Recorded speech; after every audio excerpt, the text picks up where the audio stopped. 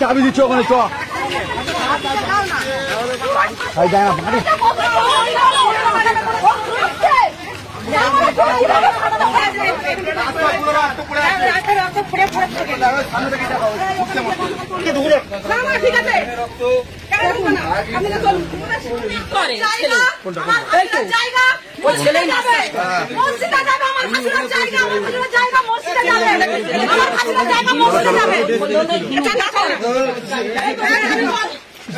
এটা তোলাটা উঁচু করে তোলো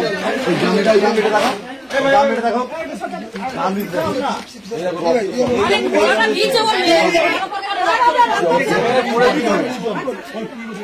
মেরে এখানে ফেলেছিল চাপড় দিয়ে কুড়ুল দিয়ে খুন করেছে।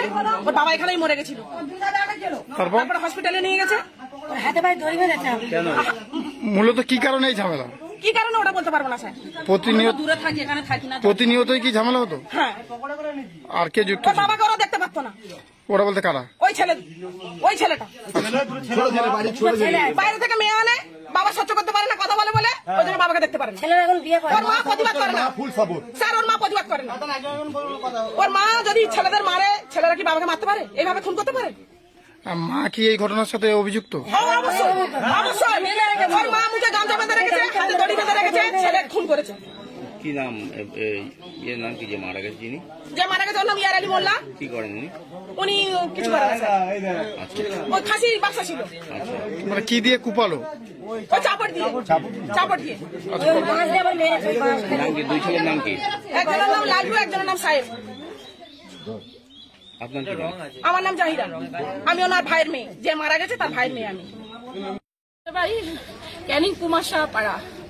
আমার শ্বশুর খুব ভালো মানুষ। আমার স্বামী আর আমি রাত্রে আমরা ঘুমাচ্ছি, আমার দেওর রাত্রে নেশা ভান করে এসে আমার শ্বশুরকে হাত পা, আমার শাশুড়ি আর আমার দেওর মিলে ওরা হাত পা ধরে পুরো হাত পা মুচড়ে ভেঙে দিয়ে মাথায় কি চাপড় না কি বলে চাপড় দিয়ে পুরো কোপ মেরেছে। আমাদেরকে প্রথমে মারবে বলে ওখানে করছে, পাড়া প্রতিবেশী সবাই সাক্ষী দেবে। সবার ঘরে গিয়ে রাতে দরজা টরজা ধাক্কা দিয়েছে, ওকে খুঁজে পাইনি। তারপর আমার স্বামীকে মারতে গেছে, আমার স্বামী আমরা লুকিয়ে গেছি, ওনাকে পাইনি বলে। তারপর আমার শ্বশুর আমাদের খুব ভালোবাসে ওই মানুষটা, আমার শ্বশুরকে গিয়ে হাত পা ভেঙে, আমার শ্বশুর হাত পা ভেঙে দিয়েছে। তারপরে চাপড় দিয়ে পুরো মাথায় কোপ মেরেছে। ক্যানিং হসপিটালে আমার দেওর, ওর নাম আজিজুল মোল্লা, ও ক্যানিং হসপিটালে ভর্তি করেছি। আমার শ্বশুর 10-5 মিনিটের মধ্যে এনেছি, মারা গেছে। ওর রাগটা হলো জায়গা জায়গা নিয়ে বলো না, তারপরে জায়গা জায়গা নিয়ে আমাদেরকে খুঁজছে, মারবে। আমার শ্বশুর আমাদেরকে খুব ভালোবাসে, ওই জায়গা জায়গা নিয়ে আমার শ্বশুর আমাদেরকে ভালোবাসে। আমাদের কাছে উনি থাকেন, খাওয়া দাওয়া করে, সেই কারণে ওনার প্রতি হিংসা। আমাদেরকে কেন উনি ভালোবাসে, সেই কারণে এসে রাত্রিবেলা আমাদেরকে পাইনি, আমার শ্বশুরকে কুপিয়ে দিয়েছে। পাড়া প্রতিবাসী ওখানে সবাই সাক্ষী আছে, সবাই দেখেছে। কি চাইছেন এখন? আমি চাইছি ওর শাস্তি হোক, আমার শাশুড়ির শাস্তি হোক। আমি শাস্তি চাই ওদের। আমার শ্বশুর খুব ভালো মানুষ। হ্যাঁ হ্যাঁ, দেওর আর শাশুড়ি মিলে এটা করেছে, দেওর শাশুড়ি মিলে করেছে। আমি চাই ওদের শাস্তি হোক, ওদেরকে শাস্তি দিক।